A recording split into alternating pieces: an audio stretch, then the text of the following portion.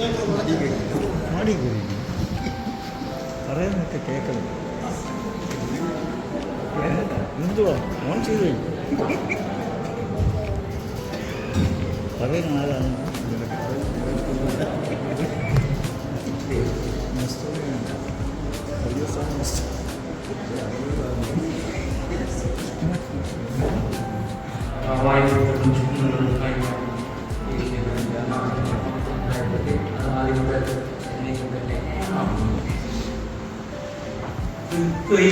ദൈവമേ സ്നേഹത്തിച്ചൂളയും അകൃത്യങ്ങളും പാപങ്ങളും ദഹിച്ചു നീങ്ങിടണേ. പിതൃസുത പരിശുദ്ധാത്മാവാം എൻ ദൈവമേ, എൻ ദൈവമേ, എൻ ദൈവമേ, ത്വൈക ദൈവമേ, നിൻ സ്നേഹനീർച്ചാലയിൽ അകന്നകളും നിഗളങ്ങളും അലിഞ്ഞു ചേർന്നിടണമേ. പിതൃസുത പരിശുദ്ധാത്മാവാം എൻ ദൈവമേ, എൻ ദൈവമേ, എൻ ദൈവമേ, ത്രിത്വൈക ദൈവമേ, നിൻ സ്നേഹപൂങ്കാവനം ദുഃഖങ്ങളും ഖേദങ്ങളും പൂക്കളായി വിടർന്നിടണമേ. സുത പരിശുദ്ധാത്മാവാം ദൈവമേ, ദൈവമേ, ദൈവമേ. ഇന്ന് ഞാൻ വിശുദ്ധ യോഹന്നാൻ ശ്ലീഹായുടെ സുവിശേഷം 20-ാം അധ്യായത്തിന്റെ 21-ാമത്തെ വാക്യം കുറച്ച് കാര്യങ്ങൾ സംസാരിക്കാമെന്ന് വിചാരിക്കുന്നു. വിശദമായിട്ട് പറയാനുള്ള സമയമില്ലാത്തതുകൊണ്ട് ചെറിയ കാര്യങ്ങൾ ആയിട്ട് പറയും. അവിടെ യേശു പിന്നെയും അവരോട്, നിങ്ങൾ ശിഷ്യന്മാരെന്ന് പറയുമ്പോൾ യൂദ കെട്ടിത്തൂങ്ങി. അതിന് ശേഷം യോഹന്നാൻ ശ്ലീഹ പറയുന്നത് ദിദിമോസ് എന്ന തോമസ് അവിടെ ഉണ്ടായിരുന്നില്ല. അപ്പൊ അങ്ങനെ കർത്താവ് ആ 10 ശിഷ്യന്മാരുടെ അടുത്ത് ചെന്നിട്ട് ആദ്യം സമാധാനമാണ് പറയുന്നത്. നമ്മുടെ സുറിയാനി സഭയുടെ പാരമ്പര്യം അനുസരിച്ച് ആദ്യകാലങ്ങളിൽ പരസ്പരം കാണുമ്പോൾ സമാധാനം പറഞ്ഞിരുന്നു ശ്ലോമോ എന്ന്. അത് പിന്നീട് മാറി. ഇപ്പോൾ അങ്ങനെ പറയുന്നത് ശരിയാണോ എന്ന തോന്നലിൽ പോലും സുറിയാനി സഭയിലെ കുറെ ആൾക്കാർ മാറിയിരിക്കുകയാണ്. കാരണം ലോകം അങ്ങനെ മാറിയല്ലോ. പലരും പറയുന്നത് അങ്ങനെയല്ലല്ലോ, ഇങ്ങനെ പറഞ്ഞാൽ നമുക്ക് ശരിയാകുമോ എന്നുള്ള തോന്നൽ എന്ന് പറഞ്ഞാൽ, ഉദാഹരണം ഞാൻ പറഞ്ഞാൽ, കടൽ തീരത്ത് പോകുമ്പോൾ ആദ്യമൊക്കെ മീനിന്റെ വാട ഉണ്ടാകും. കുറെ കഴിയുമ്പോൾ ആ വാട മാറുന്നു എന്ന് നമുക്ക് തോന്നലുണ്ടാകും എന്ന് പറഞ്ഞതുപോലെയാണ് ഇന്ന് സുറിയാനിക്കാരിൽ ഒരുപാട് പേര്. ഇവിടെ കർത്താവ് യേശു തമ്പുരാൻ ഈ സമാധാനത്തിന് ശേഷം തനിക്ക് കിട്ടിയ അധികാരങ്ങളെ പറ്റിയാണ് പറയുന്നത്. അവിടെ ആദ്യമായിട്ട് പറയുമ്പോൾ ശരീരം ധരിക്കുവാനുള്ള, മനുഷ്യനാകാനുള്ള ഒരു അധികാരം കർത്താവിന് ലഭിക്കുന്നു. അവിടെ എന്തിനാണ് മനുഷ്യനായി അധികാരം ലഭിച്ചത് എന്ന് പറഞ്ഞാൽ ദൈവത്തെ പരിചയപ്പെടുത്തുക എന്ന ഒരു ലക്ഷ്യമായിരുന്നു. നിന്റെ രൂപം തന്നെയാണ് എന്റെ രൂപമെന്ന് അവിടെ മനുഷ്യനെ ധരിപ്പിക്കുക. ഉൽപ്പത്തി പുസ്തകം നമ്മൾ വായിക്കുന്നുണ്ട്, തന്റെ സാദൃശ്യത്തിലും സ്വരൂപത്തിലും മനുഷ്യനെ സൃഷ്ടിക്കുക എന്ന്. രണ്ടാമതായി ഒരു രാജാവിനെ പോലെ ദൈവത്തെ കണ്ടിരുന്നു അന്നത്തെ യഹൂദന്മാർ. ആ യഹൂദന്മാർ ദാസന്മാരാണെന്ന ഒരു ചിന്തയായിരുന്നു അവരുടെ ഉള്ളിൽ ഉണ്ടായിരുന്നത്. അതിനെയൊക്കെ മാറ്റുക, ഈ സങ്കല്പങ്ങളെ മാറ്റി ദൈവം നമ്മുടെ പിതാവാണെന്ന് പരിചയപ്പെടുത്തുക എന്നതായിരുന്നു. എന്ന് പറഞ്ഞാൽ യേശുക്രിസ്തു നമ്മുടെ സഹോദരനാണ്, നമ്മൾ മനുഷ്യരാശിയല്ല, ഒന്നാണെന്നുള്ള ഒരു ബോധ്യം ഉണ്ടാക്കുക. ഇന്ന് പലരും പറയുന്നത് പോലെ യേശു അപ്പച്ച എന്ന് നമ്മുടെ ഓർത്തഡോക്സ് സഭയിലുള്ളവർ പോലും പറയാറുണ്ട്. നമ്മുടെ സ്വന്തം സഹോദരനെ അപ്പച്ചനായി കാണുമ്പോൾ അമ്മയ്ക്ക് എന്തുമാത്രം പ്രയാസം ഉണ്ടാവുന്നവർ ചിന്തിച്ചു നോക്കുക. പറഞ്ഞത് മാത്രമേ ഇടയ്ക്ക് ഇവിടെ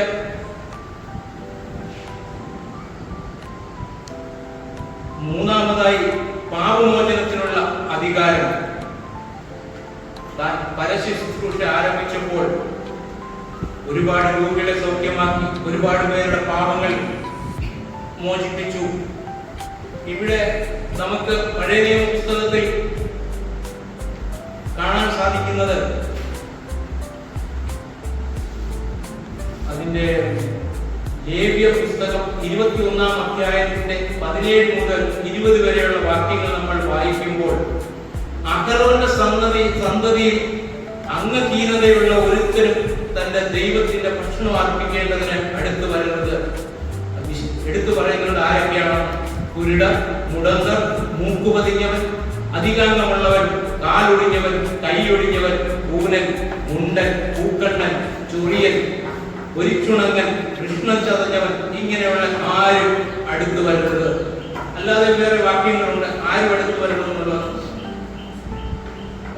അവിടെ യേശുദമ്പുരാൻ ഇതിനെല്ലാം ലംഘിച്ചുകൊണ്ട് മുടന്തനെയും കുഷ്ഠരോഗിയെയും എല്ലാം സമീപത്തേക്ക് വിളിക്കുകയാണ്, അവരെയൊക്കെ സൗഖ്യമാക്കുകയാണ്. അപ്പം അതിന്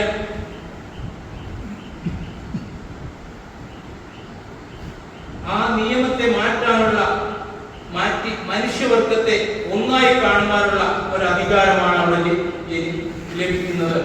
നാലാമതായി ശബത്ത് ആചരിക്കണമെന്ന ന്യായപ്രമാണ വ്യവസ്ഥയെ യേശുദമ്പുരാൻ മാറ്റുന്നതിനുള്ള അധികാരമാണ് ലഭിക്കുന്നത്.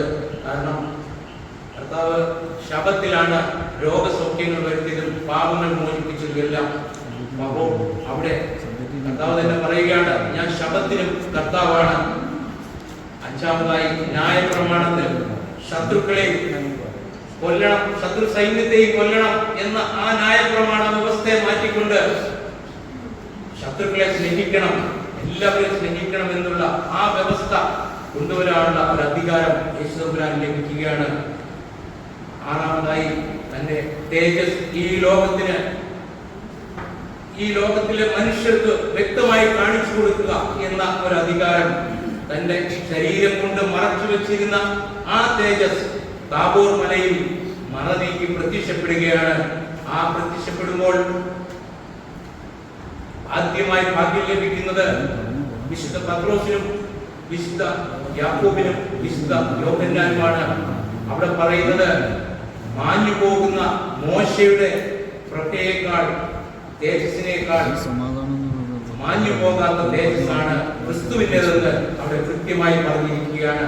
അപ്പോൾ ആ തേജസ് ശിഷ്യന്മാരിലൂടെ തന്റെ സഭയ്ക്ക് കൈമാറി, ആ സഭയ്ക്ക് കൈമാറിയതിലൂടെ നമുക്ക് ഓരോരുത്തർക്കും ആ തേജസ് ലഭിച്ചിരിക്കുകയാണ്. ഏഴാമതായി തന്റെ തിരുശരീര രക്തങ്ങളെ മനുഷ്യവർഗത്തിന് കൈമാറി മനുഷ്യവർഗത്തെ ഒന്നാക്കി തീർത്തിരിക്കുകയാണ്.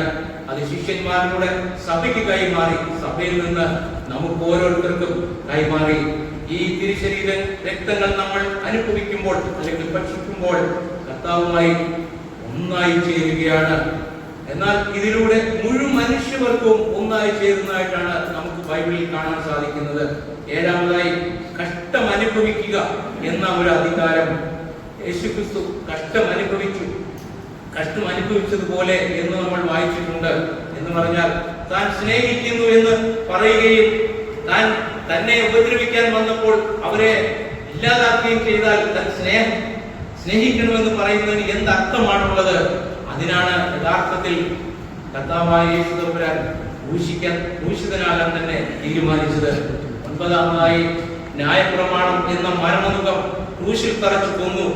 ആ ക്രൂശിൽ തറച്ചു കൊല്ലുവാനുള്ള അധികാരം കർത്താവിന് ലഭിച്ചിരുന്നു. ഇത് കൊലോസ്യ ലേഖനം 2-ാം അധ്യായത്തിന്റെ 14-ാമത്തെ വാക്യത്തിൽ നമുക്ക് കാണാം. പൗലോസ് എഴുതിയിരിക്കുന്നത് മശിഹ മരണത്തെ കൊന്നു. അതുകൊണ്ടാണ് നമ്മൾ വായിക്കുന്നത് യാഗത്തിലല്ല കരുണയിലത്രേ ദൈവം പ്രസാദിക്കുന്നു. ഈ മരണത്തിൽ ഒന്നെങ്കിൽ മാത്രമേ നിത്യജീവനെ നമുക്ക് ലഭിക്കുകയുള്ളൂ.